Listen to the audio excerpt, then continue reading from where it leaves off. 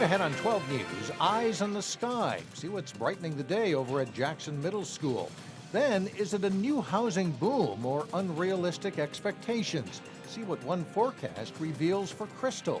But first, this is a great piece of progress for the community. the long wait is over as Maple Grove will soon get its missing link.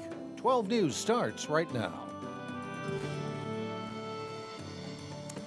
It is a project that's been decades in the making. The long-awaited plan to extend Highway 610 all the way through to I-94 will finally come to fruition next year. Delane Cleveland is live along Highway 610 now, and he joins us to explain why this is such big news, Delane, for Maple Grove. Oh, absolutely, yeah. Mike and Alex, I'm standing right along Highway 610. Right now, the road essentially ends at County Road 81, but just a few short years, it'll be extended by about 3 miles, and experts say it'll make traveling a lot easier for people driving up in this way. Cars traveling along Interstate 94 zoom on by as they try to get from point A to point B. We have a number of patients who come from east of here, even across the river. But go to Maple Grove Hospital and a vast array of farmland prevents similar traffic flow for people traveling from the east and north. They're getting here now, but it's through a lot of twists and turns. CEO Andy Cochran says that's had an effect on both the hospital and the surrounding retail. Some of these retailers, probably to no one's surprise, haven't probably seen the increase in traffic that they had hoped for even when the hospital opened. And I think part of that is just access. However, city officials say the newly announced expansion of Highway 610 will change all of that. Well, it's incredibly exciting for us in the city. I mean, it's a project that we've been working on for decades. Maple Grove Mayor Mark Stephenson says the main benefit of the Highway 610 expansion is that it'll create access for people coming from the east and north. We have a connection at last that cuts across the northerly suburbs that works for everybody. So you then have 610 and 694. They both will work a lot better. But the mayor says another added benefit is that the project will also create jobs. It's going to bring a lot of new, good-paying jobs. Maybe not tomorrow, but in the next 5-10 years, we're going to see a lot of big businesses come to these northwest suburbs because finally the road works. Back at Maple Grove Hospital, This has been a great partnership of local officials, state officials, community leaders. they're just excited for what $131 million worth of road construction will do for everyone in this area. This is a great piece of progress for the community. For us specifically, it impacts a number of people, the patients and their families, and access to the hospital and services. The work on 610 is expected to begin next summer, and while there's no official completion date just yet, officials say that it should be finished by sometime around late 2016. Reporting live in Maple Grove, Delane Cleveland, 12 News. All right, many counting the days. Thanks a lot, Delane.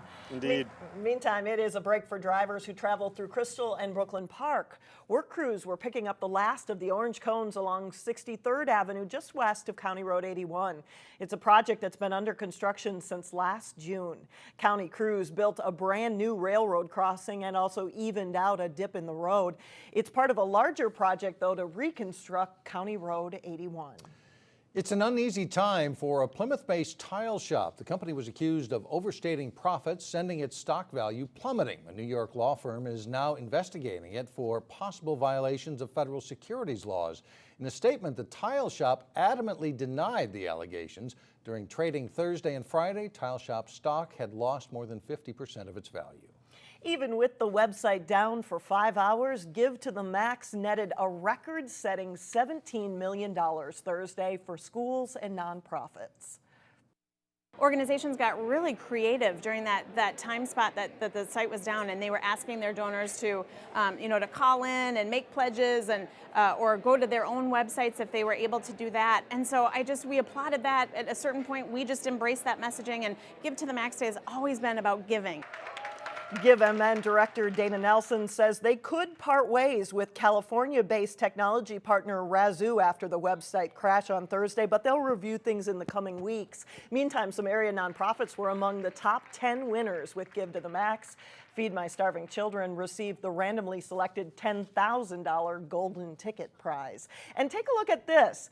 Between online donations, matching funds, prizes, and other offline donations, Interfaith Outreach and community partners in Plymouth and Second Harvest Heartland each raised well over $500,000. He served his country. Now he hopes to better serve other veterans. Jeremy Wolfsteller spoke Thursday night at the City of Plymouth's Beyond the Yellow Ribbon meeting. Jeremy was deployed to Iraq twice. On his second tour in 2005, during a several-hour-long gun battle, Jeremy was shot in the hip. The Legion is falling. I did think a bomb went off. The first thing that happened was I couldn't breathe very well, and I was paralyzed from my waist down.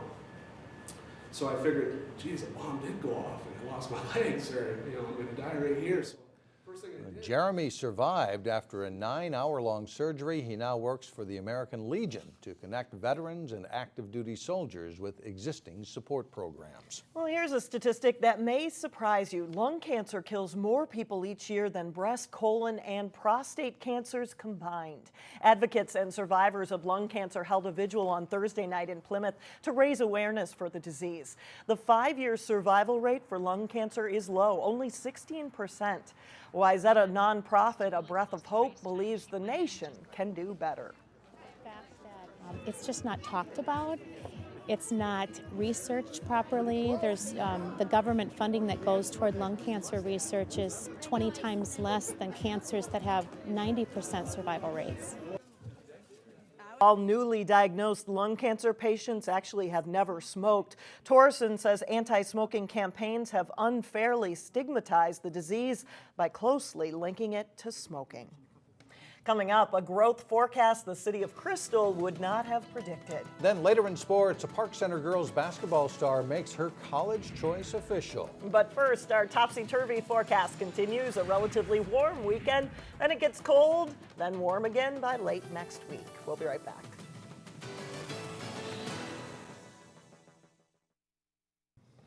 In the next 30 years, the Twin Cities metropolitan area is projected to grow by almost 1 million people. The Metropolitan Council and local cities work together to plan for where those people can live. But as reporter Shannon Slatton explains, creating a new development plan isn't the same in every suburb. It's a very convenient location. Finding a home in this Crystal neighborhood We were looking in Maple Grove. was something Michael McLean didn't expect. Was really surprised that this little neighborhood existed in the middle of Crystal, but the house fit our needs perfectly. 6 years ago, this cul-de-sac with 17 new homes was considered a big development in a city that's fully built out. The neighborhood only became a reality when the old Thorson Elementary School came down. Almost everywhere in a city like Crystal, there already is something there. And it's not as simple as, just developing a cornfield on the edge of the metro area. So instead of big developments, you get places like this, 2 or 3 homes built in little pockets when land becomes available. Little projects like that on a couple acres here, a couple acres there. It's a development pattern the city says in no way reflects the Metropolitan Council's preliminary forecast of 2040. In the first draft of the forecast, the Met Council projects Crystal to add 107 additional housing units every year from 2010 to 2040. However, Crystal averaged only 22 units a year during the housing boom from 2000 to 2007. We were certainly taken aback by it. We didn't understand how or where those numbers could have come from based on our experience. Cities use the forecast to determine zoning and planning for growth. Crystal says the projected growth is unrealistically high. That doesn't necessarily mean supply will rise to meet the demand, because you're dealing with fully developed communities that already have land uses here. And unless those owners are willing to sell, there's no way to know whether that development will happen.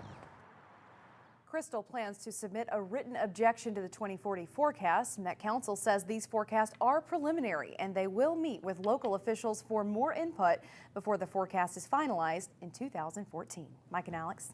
All right, thanks a lot, Shannon. Coming up, the holiday experience some young couples just can't take anymore. In Weekend Showcase, why that recliner needs to go.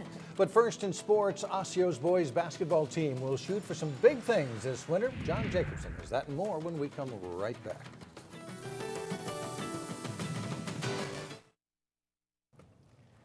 Well, John Jacobson now with sports, another big decision for a high school, soon-to-be college athlete. Right, and going to a Big Ten school, and then very excited about this decision.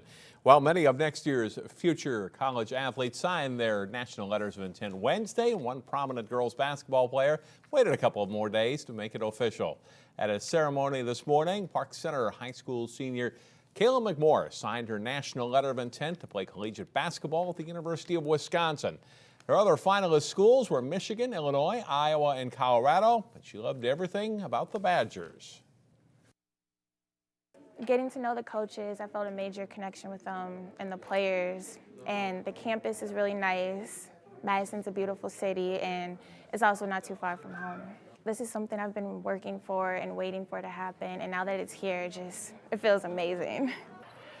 Cayla averaged nearly 23 points and over 8 rebounds per game as a junior for Park Center. She was named third team All-Metro and honorable mention All-State. Practice starts Monday for the Pirates and other teams across Minnesota. A scheduled change for the state tournament has the start of the boys basketball season pushed ahead this year. The Osseo guys are looking for a big season. The Orioles returned 3 starters from a team that won 25 games and finished as runner-up to district rival Park Center in the Northwest Suburban Conference and in Section 5-4A. They're eager and have very high goals. An experienced team and a team that's hungry. You know, we missed our goal of not going to the state tournament last year, and a lot of those were juniors who were on that team. And they feel like we kind of let the program down, and they're hungry to get back to the state tournament. Conference, section, state tournament. Nothing different than any other year I've been here, you know. You don't come to Osseo to finish second, so you come to Osseo to finish first, and that's what our goals are going to be. Back to lead the way are a pair of Division I signees. Center Ian Tyson begins his 5th varsity season and signed with South Dakota State. Sharpshooting guard Wheeler Baker is headed to Albany to play college ball. Matt Medke is the 3rd returning starter and is coming off a great football season, as is Connor Kittleson. This should be a balanced team with many strengths. This is a good combination of size and quickness. We have Ian Tyson in the middle at 6'9", potentially one of the top bigs around. We have one of the best shooters in the state in Wheeler Baker.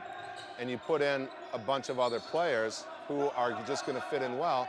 This has the makings of a special team here. Ian has made huge improvements. Me, myself, I've done a lot of things to improve my game. The underclassmen, I mean, we got a good group coming in. As we said, it's an early start to the season. Osseo opens at Anoka next Friday, the 22nd. It's so far so good for the Wayzata girls hockey team. The Trojans look to stay unbeaten early in the 2013-2014 season as they took on Bloomington Jefferson. A turnover nearly cost Wayzata, but goalie Sarah Stelter stops the Hannah Curran shot to keep the Jaguars off the board. Good work off the boards, though, by Curran on this play, and she tucks the puck past Stelter for a goal. Jefferson takes a 1-0 lead into the first intermission. In the second period, the Trojans force a turnover in the neutral zone. Caitlin Klein fires the shot from the slot. Hannah Bangen's rebound goes off the goalie's pads and in. And the Trojans tied up 1-1, and they are fired up. And then on a power play, great passing as Meg Ransom sends it to Carly Noble for the one-timer, and the Trojans take a 2-1 lead, and that's the final score. Wayzata improves to 4-0. And as we transition into the winter sports season, a reminder of 2 special Sports Jam shows coming up the next couple of weeks. We'll recognize the top volleyball players in the area, along with the Sports Jam girls and boys soccer teams. Next week on Sports Jam, that's Monday through Wednesday, November 18th through the 20th. Then the following week, we'll name our football offensive and defensive teams. That's on the Sports Jam, November 25th through the 27th. Prep football going on tonight, Friday, Totino Race and Eden Prairie in the 6A semifinals. All right. Big thanks. game. Yeah, All thanks right. a lot, John. Still ahead, holiday tradition that's just plain boring. In Weekend Showcase, one older couple's solution to liven up the holidays when we come back. Well, something new crossing the night sky has astronomers excited. The Comet Ison has brightened considerably and could soon be visible to the naked eye. This is a grand adventure, and it's just begun. So we're gonna next, every time you come to look, there's something new to see. I'll let you take a look at the sun. Let's open it up. That's why Dee McClellan was up before dawn looking through the telescope at the Jackson Middle School Observatory. Ison is a new comet that scientists first discovered about a year ago. McClellan says Ison suddenly got brighter, but it's unclear what that means. It could be a sign the comet is breaking up, or it could continue to get brighter, which would help scientists learn more about the solar system. By studying what this comet is doing, we're learning about material that has been very far out in the solar system, maybe out to the edge of the solar system, which is now approaching the sun, and we're seeing what those materials are doing. Ison is a big part of the tour for local students at the observatory. It's due to make a close encounter with the sun on Thanksgiving Day, and if the comet survives, the observatory may be open for public viewings. Well, for many of us, the holidays are all about spending time with family. But what do you do when your adult children say they've got more exciting things to do than come home? In today's Weekend Showcase, one couple goes to great lengths to get their kids to visit in a play called Crossroads.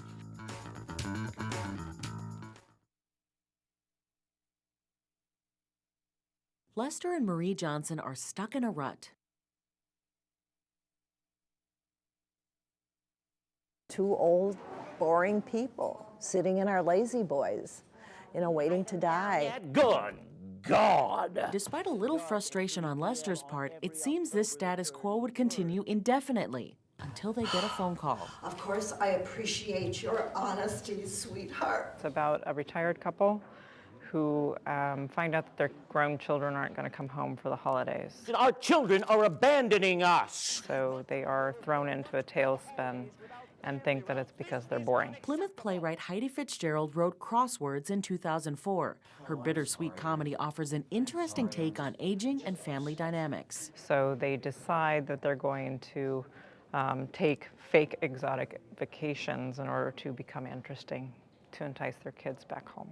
If we want our children to come see us, we have to be less boring. A lot of people might relate to this idea of kind of losing touch and not staying involved and engaged in your community and doing things that would have made them both more interesting. Fitzgerald's play won a Vermont Playwright of the Year award and had a 10-show run in Texas. You can catch Crossroads this weekend in the Black Box Theater at the Plymouth Creek Center. Shows run through Sunday.